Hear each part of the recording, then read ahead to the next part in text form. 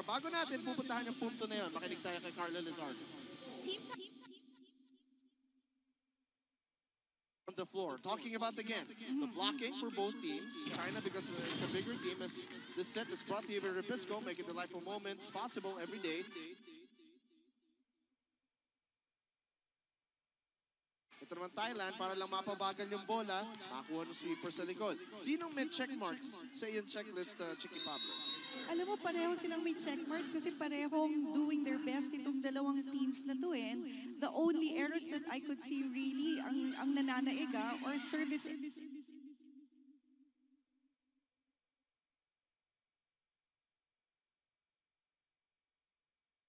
errors, but well, that was an error there from Thailand. Pero yeah, rarely mo nakikita yan. By the Chinese defense.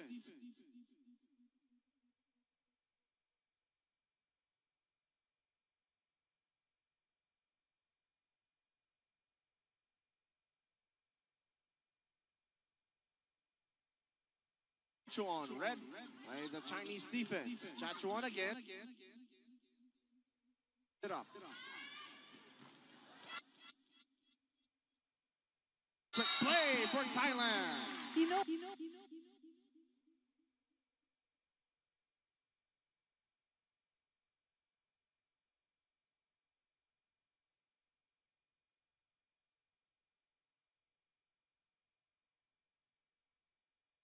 Fang serves it up. Dapat ni Monpun ganun. yes, low para fast plays. Well, Liu Yan had a bad read, and they will score from the service line. That serve brought to you by Smart. Live more. A rare error from Liu. Monpun can do damage. Backset siya ngayon. Uy, muntik na mahulog yung bola. But China just reacting to that one. Bodies on the floor for the Chinese. Monpun backset. Block up top, but Thailand will score. Alam mo, makikita mo, no, serious na serious ang China in getting the set. Ito namang Thailand, when they entered the set, parang, so what if we lost the previous set? In this match.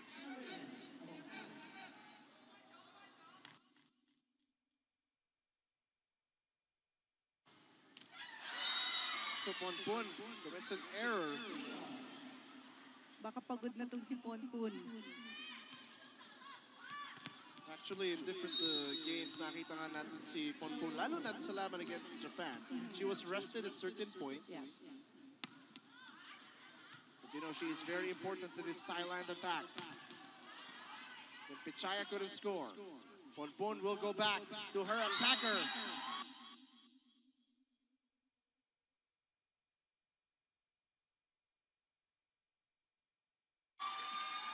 But that one goes out of bounds.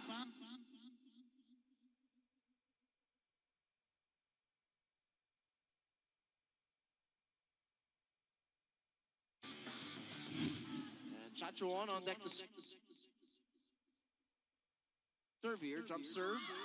Goes out of bounds. Good read by Wang. So yung service error, problema pa rin dito ng Thailand. Problema pa rin. Sarapon. Regalo from Liu Yan Han.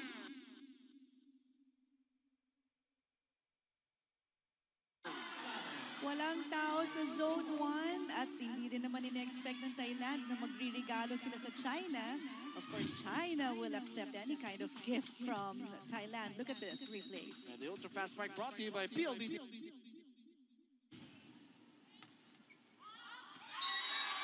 And China this time scoring from the service line. And that's the way to go for China if they want quick points. Itong si Wang, her height is 6'3". Para di sa China, they have to be smelling blood here. They are up by 2, 6-4, as this timeout is brought to you by Revisco, making the delightful moments possible. China.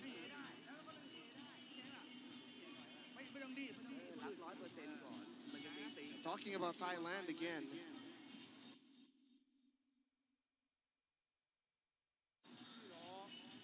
Their coverage Actually, kanina naman maganda yung coverage. Yung reception nga lang dahil nakaka-ace na ulit itong China.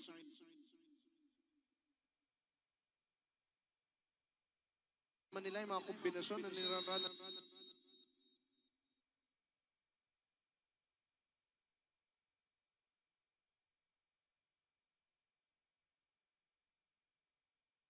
Thailand, doon sila nadadali dito sa larong ito. Correct, doon. At ang Thailand naman, nadadali sila sa running din ng China.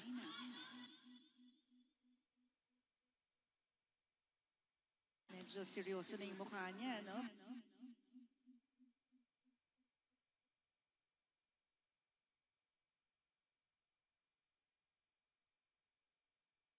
Because they want the set. Back set.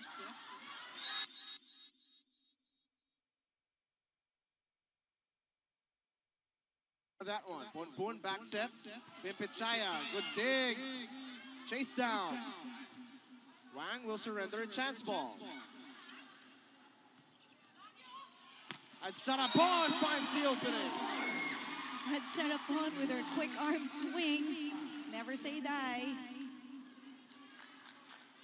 Thailand within two as you take a look at Sharapon with the ultra-fast spike brought to you by PLDT Home Altera, the ultra-fast LTE for a happy family. Laging nahanap niya Sharapon yung yung buta sa blocks Liu Yanhan off the blocker but covered by Jaraspon. Pimpinchaya off speed, Binoy ni Chen.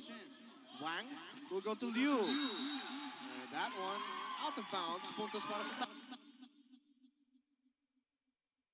target the sideline of zone 1, but that ball just went a little bit wide.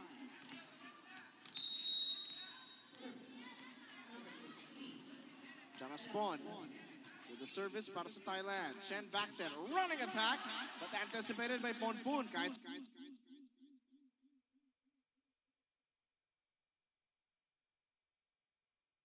Duan Fang with the coverage.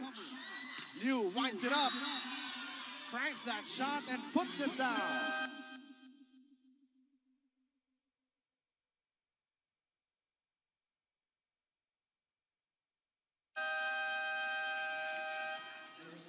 And China with a 2-point lead, 8-6, and this technical timeout brought.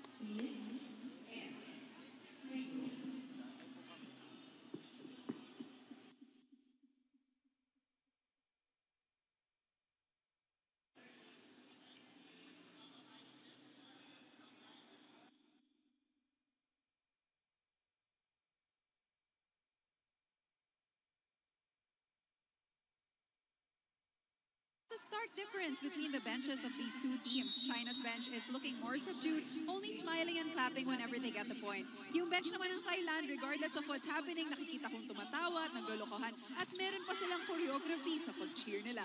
Balik sa inyo. Interesting observation by Thailand going up against China, a powerhouse in volleyball. 3-point lead para sa China as the service. This is brought to you by Smart with more. Liu Yanhan loading up the service. Quick play for Hataya, but good dig by Liu. Duan Fang will try. Ball there, good coverage by Thailand. Hataya is hit. Puntos para sa China. That was a good block there by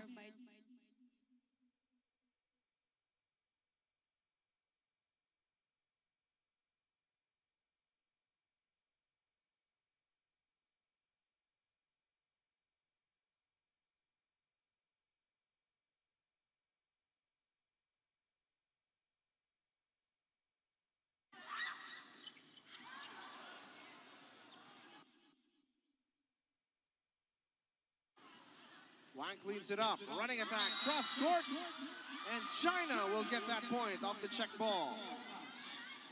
Alam mo, medyo kailangan mag-regroup na ang Thailand. So ito, Happy family. Kahit simpleng play, dahil ang lakas sumataw ng China, nagiging effective, Chicky. that's right. Ang lakas na nila kumataw, hindi pa nila kailangan, the blocking of Thailand is not a factor for China. And now China has a 6-point lead.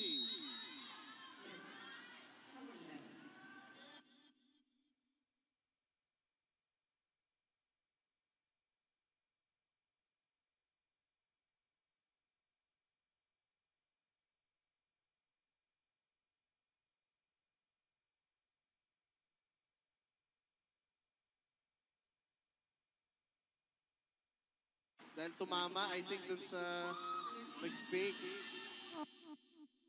to elevate their game, yung intensity, yung energy. We saw that against Japan. They were down by 2 sets. Yes. Pero they just cranked up their energy, became happy, celebrated every attack point, every error ng kalaban, kaya sila nakabalik. Para naman dito sa China, do they really want to be extended here? First 2 sets, na maingay.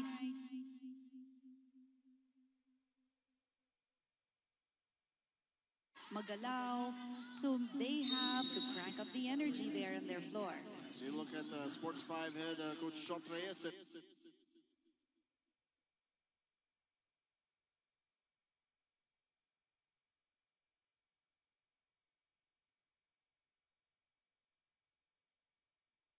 Upon. Blocked by the Chinese wall, letting it sail out of bounds. And now up 14-6. Diba, I was just gonna say, maganda yung yung galaw ng Thailand doon. Masyado lang talagang tricky yung mga hits ng China eh.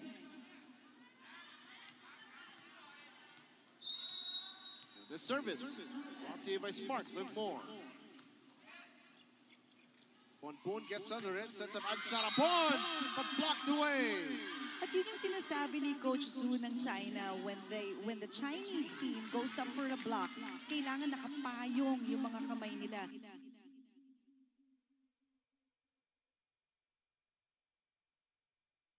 One fan protecting the side of China. Liu has to chase it down, sacrificing her body, keeping the ball alive. Ponpon, cross-court, Adjarapon! That was off the arm of Liu. Iniwasan niya yun last minute kasi nakita niya it was... PLDT Home Ultera, the ultra-fast LTE for a happy family.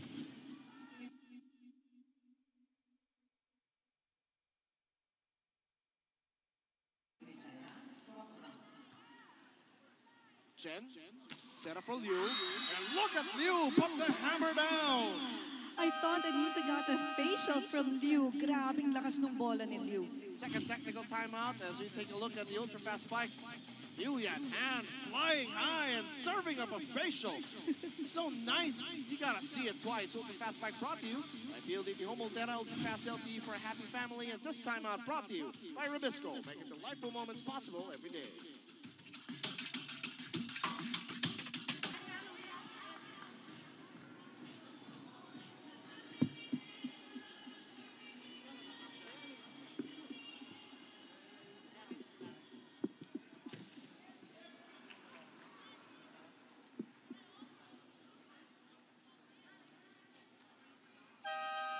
(16-7) is the advantage. Nathan China contra sa Thailand. And China wanting to put the punctuation mark to their ABC campaign. This set.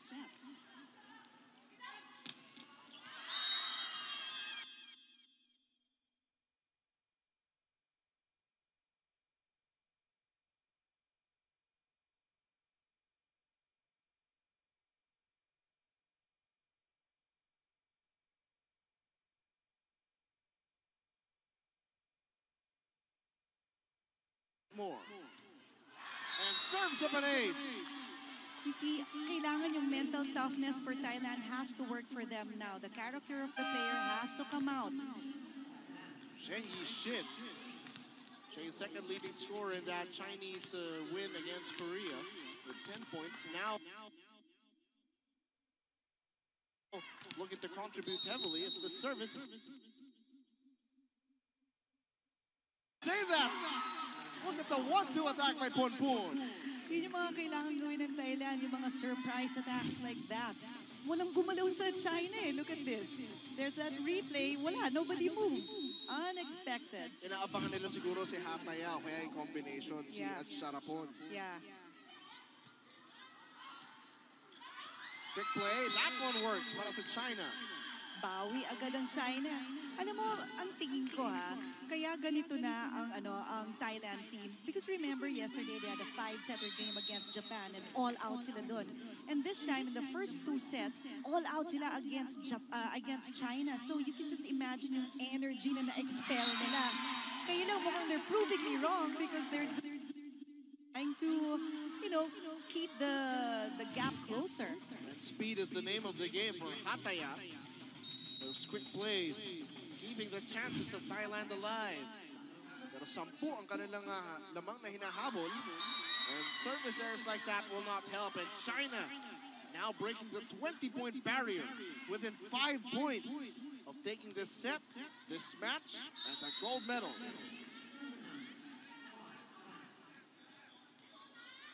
One Fang on deck.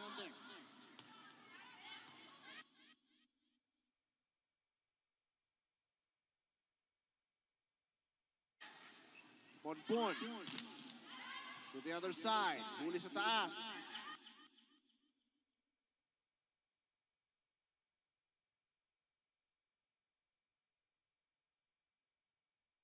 Iwasan yung blockers, kaya lang sa sobrang pagka-angle, it hit the antenna.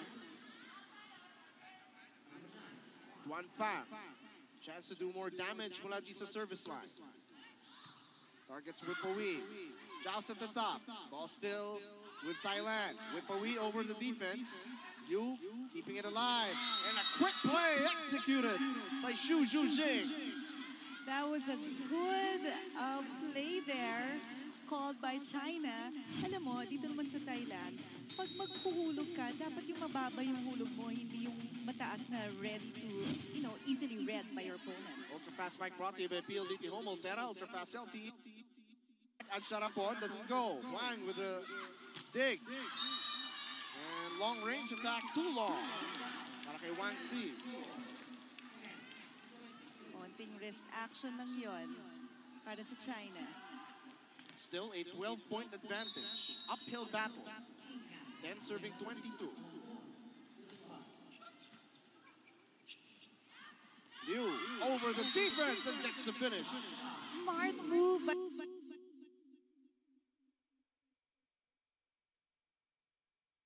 Liu kasi ina-expect ni Ponpon na i-hard hit ni Liu yan down the line. So she was there. She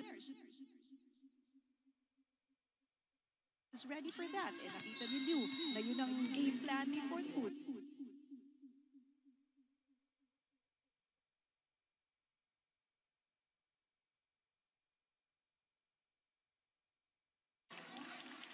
Thailand manages to survive. Yung mga service errors na ganon from China, talaga namang welcome yun ng Thailand. Ang Thailand, they're just a tired team right now, and those services that go long, talagang they're really just trying to put that ball over. And we are at match point in set number 4. Ponpon. Jaraspon couldn't put it down. China with a chance. Liu tips it over.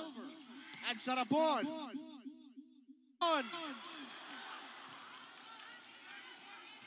And a chance ball given up. Lefty shot. Rally continues. Other side. Wang Tzi. And finally, the exclamation point.